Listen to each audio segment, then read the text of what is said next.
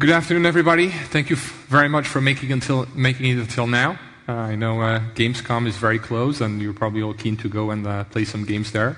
So thank you for staying here. What I'm going to cover is what you do when your game community revolts. What do you do then? Just so that you know, I'm not a community manager, so I'm not an expert in community management. I'm the co-founder and CEO of eRepublic Labs. And what we do there is we invent game worlds. My background actually is from the internet industry. I spent over 10 years in the internet industry. I was part of the founding team of a company that some of you might know that's called lastminute.com. And so the reason what really took me to games was this transition between games and online. That was what was happening with Web 2.0. And I really felt with my co-founder, George, that there was a big opportunity in games and in sort of leveraging communities and leveraging user-generated content. So as a result, our first game, eRepublic, is really, really very strongly based on community. We're very community-dependent. So that's why it's so important to us, and also why revolts can be so threatening. So moving forward, the sort of stuff that we're going to cover today is why do communities revolt? How it affects internet companies. This has been happening for a while for the internet companies. And why is it so dangerous for games? And then I'm going to try and go over sort of 10 tips that work for eRepublic. They won't necessarily be very sort of just community management oriented tips. They'll be more like sort of company-wide tips in many cases. Some of the more community management tips, actually Valerie from CCP covered in a much more expert way than I ever could. So I'll try and not go into too much detail there. And then we'll wrap up and we'll go over some key points. But first of all, let's try, let's say, what is a community? A community is pretty simple. It's about people who have a shared interest, which could be your game, which could be, trading items on eBay or things like that. And it has to have some sort of, communication tool. So it's people with a shared interest where they can communicate. So if your game is based on an online community, and more games are that way now, this is a problem that you have faced already for sure, or that you will face sooner or later. And when I'm saying this is a problem, I'm not talking about a minor revolt or lots of small revolts or some of the users getting pissed off. Is a revolt so big that your business might just get destroyed by it? That will happen to you, okay? But sort of, let's kind of take a step back now. Why do people, do revolt? So we have two studios in the company, and we have one studio in Bucharest, which is our biggest studio, and then we have a smaller studio in Madrid.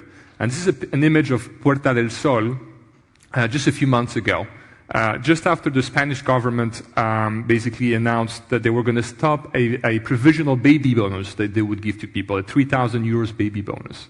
And this is what the Puerta del Sol looks like. So pretty crowded, lots of angry people, very, very upset, slogans, and then, it was mixed with tons of other things and all that. So clearly, like the community, because actually a country can be a community if you like, kind of got together and was pretty upset about the Spanish government kind of taking away something, even if it was something that was very clearly there temporarily. What do you think happened in 2006 when the government actually announced that there was going to be a 3,000 euro baby bonus? 3,000 euros baby bonus. What do you think happened to that same place? Well, that's the view almost from our office of that same place. So it doesn't seem like, I don't see people, showing their joy in the streets and saying, we love Zapatero, we love the president, thank you so much for that check. They just took it for granted. Nobody was there. What did people do? Well, they were busy playing the game. That's what they did. They wanted to get that check, so they did. They played the game to get the check. That's why they did, including myself. But there are hundreds of possible reasons for people to revolt. But I think you can kind of put it down to kind of a most common denominator, maybe. And this is again, from a bit of a far perspective, because I'm not into this every day. But it kind of seems that it's always about, you've taken something away, or you've changed how something works, which kind of feels the same to your community, or you've moved something. Now, somebody, you've moved their cheese, And if you've read the book, you probably know what I mean there. And so your community kind of feels like that little suspended rat there. So usually that's what gets them started. You've changed something. So how has that affected internet companies? They've been having this for a long time. Web 2.0, we've been hearing this, since, way before we had social games and all that. At the same time as MMOGs, it's true. But so, how many people here know a company called Dig, or use the company called Dig? Okay, so a few of you, not many. If I would have asked the same question 2 years ago in an internet conference, everybody would know that. I mean, this guy here was a superstar. He was on the cover of Business Week, doing silly gestures like this, say, look how cool my company is, look how cool I am, and all that sort of stuff. Then what happened? They worked for months and months and months on the major product update to Dig. Basically what they did is they changed their algorithm so that the key influencers in Dig would be kind of less influential, and that would supposedly help their advertising revenue. It would allow them to push the kind of stories that Dig wanted to push rather than the community wanted to push to the top of Dig. And that basically, they had a big community revolt. Big community revolt. And they couldn't roll back. They'd been working for months and months on this, they could not roll back. What happened? Dig lost 50% of its users. Actually, now it's probably 2/3 of its users. And now, a year afterwards, they haven't recovered. They never recovered. They went from being the darling of the Web 2.0 industry to being, basically dead for most people. Okay? But then, there's maybe some of you know about this company. It's a bit popular, and maybe some of you, how many know who this guy is? Just 3 people? Really? Okay. Well, he's relatively famous. He was on the cover of Time magazine and stuff like that. So, Person of the Year and all that. I mean, Facebook faced community revolts. They had quite a few. Okay, some didn't seem like they were threatening to the life of the business, but if you think of social games, everybody's talking about the social graph, how he created a whole industry of social games, all this sort of stuff, but we kind of forget that when Facebook pushed through the social graph at the beginning, the community hated it. They just didn't want it. They really, gave, Mark Zuckerberg and the whole team a very, very hard time about this. And they kind of stalked through it. They find out if it was just haters or not, and they kept it there. So for once, they managed to ride the storm there, and thanks to that, there's a whole industry right now. But then, they did another move, which was, how many of you are familiar with their plan of Beacon? Yeah, a few of you know. So it was basically an advertising. It was going to be their whole advertising business model, which at the time was the only business model that looked like was going to be Facebook's business model. And it was something that kind of looked at what you were buying, and then it would tell all your friends that you were buying this sort of thing. And for whatever reason, people didn't feel very comfortable about all their friends knowing every single thing they buy online. So that wasn't very well received. And they had to pull it back. They had to remove it. They had to really change their business model and their vision because of that. And they've been back and forth on privacy for a long time. They've been facing lots of revolts about this. They've been a bit slow maybe responding to it. Their DNA is, there's no privacy anymore, and they've been struggling with that. And because of that, there's now an opening for Google+. Okay? And another thing as well that you need to know is if you've got a community-based game, you've got community tools. And the community will use those tools against you. Facebook is not just used to make, revolution in Egypt, which is a good thing to most people. The community itself, when it doesn't like something on Facebook, they will create, hate groups. Like this one, we hate the new Facebook. So stop changing again. Same word all the time. That's got 1.5 million fans, that page. No, that's not negligible. How many of you know this company?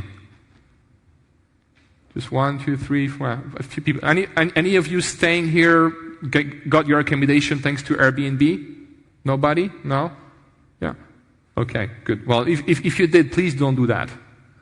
This is, I don't know if you guys are familiar with the story. Any of you familiar with this story? Yeah, okay, very few people. Okay, so what Airbnb is, it's basically a community-based rental business. So basically, you have an apartment, you're going to leave for holidays for 2 weeks, well, based on trust and all that, you're going to rent out to the community your apartment. So you'll make a bit of money, and that's all cool, and people are happy to stay for cheaper than in a hotel in the cool apartment. And the whole thing works in this very American, everybody's nice, everybody likes each other, all cool. Except sometimes somebody's not nice, and they do really mean things to your teddy bear. And this happened to one of Airbnb's customers, to a person that actually remained anonymous, and she posted that on her blog. And Airbnb was a bit slow to respond to that. This didn't even happen on Airbnb, but then Airbnb people picked up on that. And then it ended up, on TechCrunch and lots of, national media and all that. And this company, Airbnb, had just raised a round of a $1 billion valuation. And all of a sudden, this PR nightmare happens. So then, they're in the really hot water. So what did they do? They were slow in responding. But they did respond. They got, there was a CEO letter 4 weeks after the event, to all of the customers explaining what they were going to do, how they were going to fix it and all that.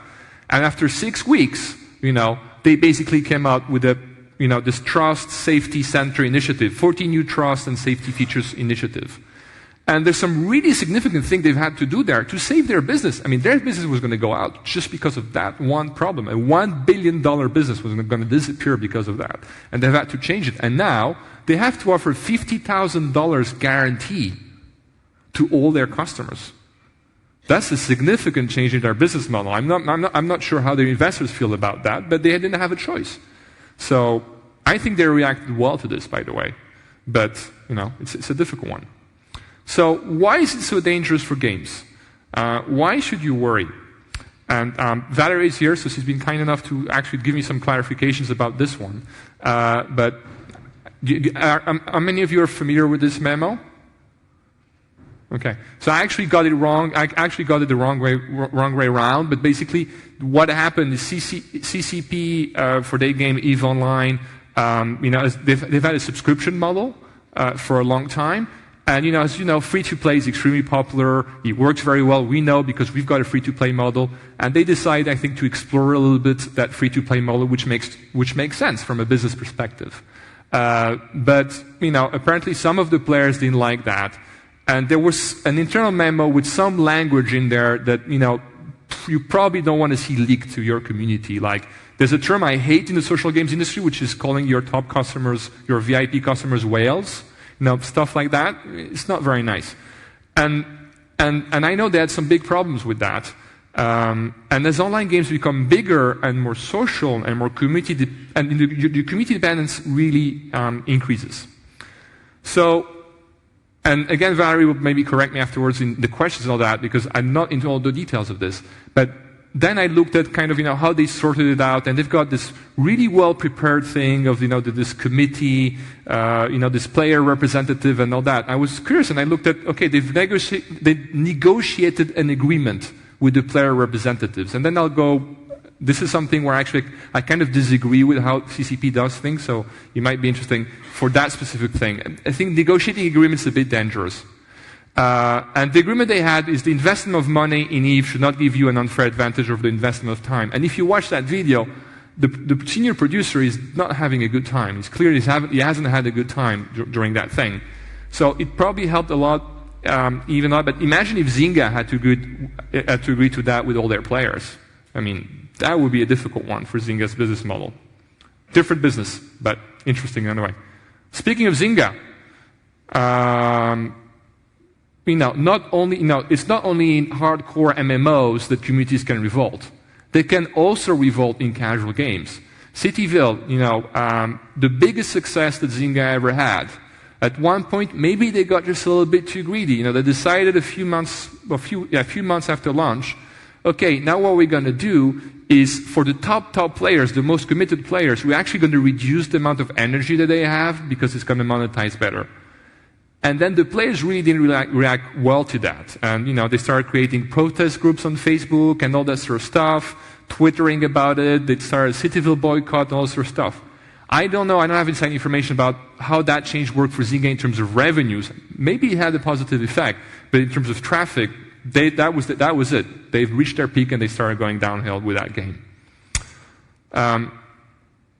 So now I'm going to sort of go on to sort of 10 things that have worked for us at the Republic.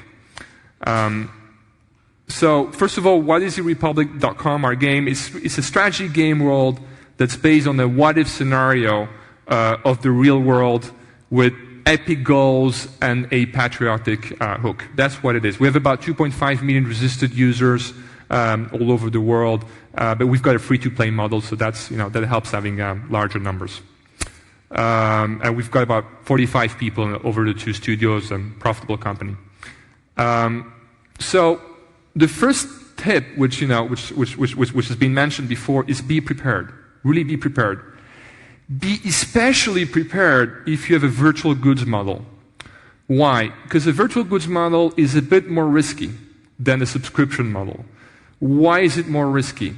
Well, if you've got a competitive game, if you've got competitive gameplay, which we do, then it's very easy to do things that look unfair to the player. So that makes it quite difficult. The other thing about it as well is a virtual model is great because you can iterate, you can try, you can put new items, and that's great. But then also it's more changes and more risks to upset your community. And then how do you prepare? Well, obviously you've heard that before. You need to have a separate community management team that has a direct line to the game manager. Very important, involve the community team into the product concept decisions. They're the ones who know how the community might feel about it. So make sure that there's a very thorough line there, and build the tools early. Give your community team the tools so that they can act quickly on the game. I mean, in our case, the players have a certain view of therepublic.com. The community team has a completely different view with layers on things, so they can act very quickly on that. And another thing that can be helpful, define your business model early. I mean, switching from subscription to free-to-play in the same game, as you're doing it can work really well, but it's like changing the engines on an airplane while it's flying. It's pretty tough things. But even if you prepare, you will still have problems. A second tip is avoid major releases. Avoid big releases. Iterate often. Try and do small changes. Of course, if your game doesn't evolve, it dies, so you're stuck with it. You've got to do changes. This is not a box product, so you've got to do changes. But the chances of failing or disappointing in long development cycles are so much greater. So really go for baby step product changes. This is something I'll tell you we learned the hard way. A baby step can be fixed quickly if you screw up. A big project can't. A third tip is you need to understand the revolt fast. Why they're revolting. Are the dinosaurs, just doing a distraction, or something else. So, is it just the haters? Haters are always going to hate. So is it just 3% of your community can sound like 97% of your community? So, find out. And how do you find out? And use metrics. Metrics don't lie. They're not enough by themselves, but they don't lie. So use the metrics. Do polls, do surveys, make them wide. I mean, when we do a survey, we get at least 40 or 50,000 people to answer. We make sure it's not just the haters or the core gamers that are answering the survey. Okay, do that very quickly, and and our community guys make sure that I get informed of that very, very quickly, and I get that information. So that as a community manager, you need to help us make the right decisions very, very quickly. And also, make sure that you look at player feedback and enter into discussion so that you can really inform the rest of the company in as precise a way as possible, as fast as possible, because they will make decisions based on what you tell them. Tip 4, if you broke it, fix it, and fix it fast. Don't be afraid to throw months and months of development work in the garbage bin. Help the company make that decision. I as a CEO, if you come to me and you tell me the community doesn't really like it, so this thing that you've cleared $500,000 to develop, and all the guys have been working for 6 months, they don't really like it, so we're going to bin it. You've got to have a pretty cool. It's not just 5 things from 5 quotes from players are not going to do it. A survey answered by 40,000 people where 80% say what a crappy product you've just delivered, plus some pretty consistent metrics in history and all that, okay, that's going to get my attention. That's actually what happened with us just a year ago, where we launched a product that we pompously called eRepublik Rising. We worked 6 months on it, and we really tried to make eRepublik even closer to reality. What we actually did is we transformed a game that you could play in just 15 minutes, and that was quite simple, into a game that you had to play over 1 or 2 hours, and it wasn't that simple. And we lost 50% of our user base in a few weeks. So, yeah, we put that in the bin. We started again. We launched something new, much more simple. 2 months, 3 months afterwards. Took us 4 months to recover back to where we were, but it was a constant. On the other hand, I can tell you that throwing out €500,000 worth of investment into something that didn't work, the lessons that gave us about what doesn't work with our community, what doesn't work with our product, are worth much, much, much more. Tip 5, take ownership and communicate. If it's a major, I'm not talking about the small revolts and other stuff, but if it's a major life-threatening thing to your business in terms of the revolt, you've got to get a boss. I mean, the community wants to hear from the boss, and especially, I think if you have a boss like me, there's no way you're going to stop me from trying and help. So you might as well make sure that the message I'm going to throw out to the community is well timed. Sometimes I'll make a mistake there. I apologize to the guys for doing that. But so make sure I put a message out there and I put the right message, and I don't put it once you've already solved the problem. And in that message, the boss has to apologize and give hope. He's got to listen, and he's got to show that he's listening. And here's where I'm going to disagree a bit with what some other people do, apparently. Maybe I'm wrong, in CCP in particular. Don't negotiate. Don't negotiate. Don't start negotiating how you're going to fix the problem. Just listen and show that you're listening. And then have the community team follow up afterwards. Don't do tons and tons of other, like messages, broadcast messages to everybody. Make sure that there's one unique position for the whole company. And then make sure that during that time, you've got maximum 24 hours response times, and answer customers and influencers first. Make sure you have a priority list in terms of when your messages come into your ticketing system. Make sure that customers and key influencers appear first so that they're dealt with before, because you've got to protect those guys. That's the guys you really can't afford to lose there. And then basically tip 6, don't overreact. If 3% of the people are upset, don't make it an issue for 100% of the people. We used to have this thing that we called the eRepublik Insider, and I was a person, just like Valerie's boss. I love being very open. I would come in and film people in the office and show things and all this sort of stuff. So we had this insider where we shared everything and all that, but it just happened that it didn't really work very well, because a lot of the people that read the insider didn't really care, didn't even know there was a problem, and then they found out there was a problem. So, don't overreact to issues. Tip 7, expose and ban the top trolls first. Ban the troll. Always ban the troll. Find out. This sounds like, and you'll see that this sounds like, a bit of a military operation, but you've got to find out who the leaders are, and you've got to, and you've got to get rid of them very, very quickly. I mean, when I'm saying the leaders, I'm saying the leaders that are really trolls, not the leaders that are trying to influence you in a constructive way, obviously. Bring back the fun.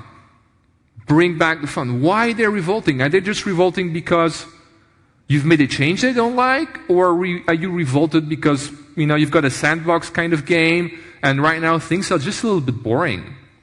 And the casual bored people, they just leave. The people that love your game, they really care about your game, when they're bored, they find another game to play. So in ancient Rome, generals gave Roman legionaries something to do when they weren't fighting. They made them build roads, they made them, dig holes or whatever, because you're not going to do that with your player base. So give them new goals. If you've got a mission system, give them new goals. Give them stuff to do, you know. Bring back the fun.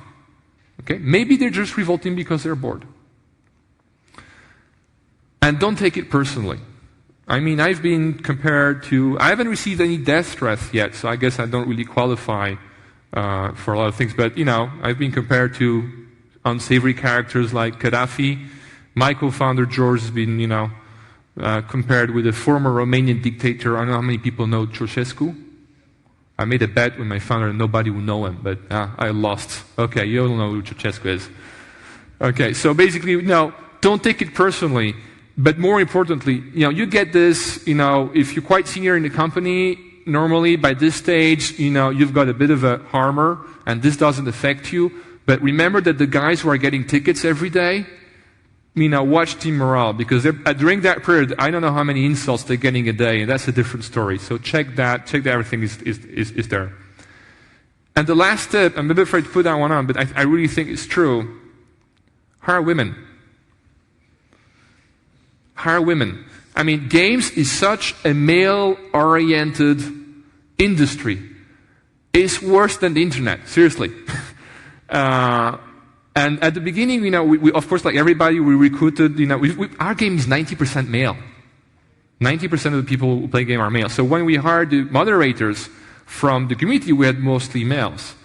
And, you know, just use your common sense, you know, if you're a guy and you're talking with another guy, you know, you don't really, you know, you're going to talk to him in a certain way. If you're a guy and you see that on the other side, the person you're insulting is actually a woman, I mean, most people have that sort of, you know, that thing where they'll be a little bit more restrained if it's a woman. And more importantly, women, you know, will, from our experience, will be a bit more empathic about, you know, what are those issues, what people worry about those issues. So if you got to remember just one thing from this, hire women. And I'm missing a slide, but that's fine. I had a slide coming up going over all the different things, but anyway, my time is up. So I don't know if you have any questions. I'll be happy to answer them.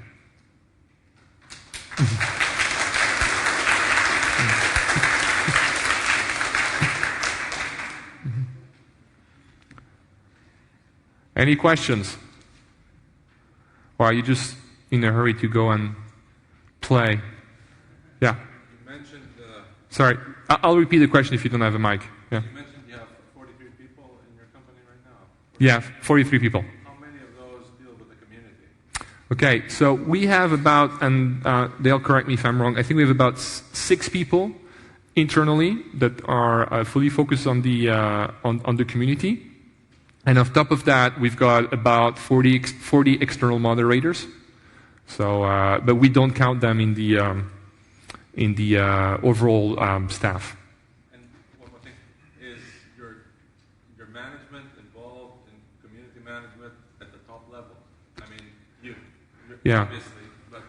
So that tends to upset the community team a little bit from time to time, but yeah, I kind of, you know, people know who I am in the game, so I get lots of in-game mail, and I kind of like answering that, and I probably shouldn't sometimes, but you know, when your business is so much centered about the community, when your community is so important for your business, if you are completely remote from it, you can't run it effectively. So yes. Yeah. Yeah, the question there. Hi. You mentioned that you know, one of the first things you should do is identify the leaders or the trolls and neutralize them, basically. Yeah. You know the saying, like, don't feed the trolls. Yeah. That's what everybody says. Isn't that feeding the trolls? If you're giving them more reasons to complain or, you know, start new accounts and continue with the attack? Not really, because when I'm saying do that, I mean, first of all, you know, if there are people who've turned into trolls or whatever, you know, you try and reason them, you try and speak with them, obviously, which the guys do very well, and most of the time they manage to turn them around. But if the guys, you know, there's no reasoning with them and they just go crazy, what we do is we permanently ban them from the game. We just really don't let them come in the game. Then that carries into other problems, which we don't really I didn't have time to get into. I wanted to go into, where basically they will, if they're really big trolls, they'll find other ways. So they'll go to, and they'll spam your Facebook fan page. They'll spam your Facebook rating. So they'll go outside, but at least you've taken their problem outside of the core of your community and you've brought it to the fringes. So ban them. That's not feeding them because they're not there anymore. Any other questions? Yeah, over there. Hello, Andrzej Sokoła, Ganymede. I've got a question about people that are considered by the community to be trolls because they are trying so hard to answer all the problems of others that are, in fact, they are helping, but they are considered by the community to be trolls because they want to be seen or they want to help everyone and everywhere. Mm-hmm. You mean they are considered by the community itself or by the community team? By the community itself, by the people. For example, on the forums. Mm-hmm. Yeah. That one's a bit too detailed for me to give you, I think, a smart answer, to be honest. But you're welcome to talk with our former community manager that is now actually running the game after this. He's just there, the good-looking guy that's raising his hand. He'll be much better than I will be to answer that question. I'm sorry. Okay, no problem. Thanks. You need to know your limits sometimes. Yeah. Any other questions? No? One more? I have a question for you guys. Is that okay? And then you can go. I promise. I'm not going to keep you hostage. How close? Because I guess most of you. How many of you are community managers here? So about half the room. How many of you have a real impact, a real sort of voice at not just at the sort of product level, that's the first question. How many of you have a real impact and a real voice at the product level? So not all of you, less than half. Okay, that's interesting. And how many of you really have the ear, not just at the product level, not just at the level of the person who's running the game team, but at the level of the CEO of the company? 1, 2, 3. So of the company. 1, 2, 3. So 10% of the room. Okay, that's interesting. Thank you.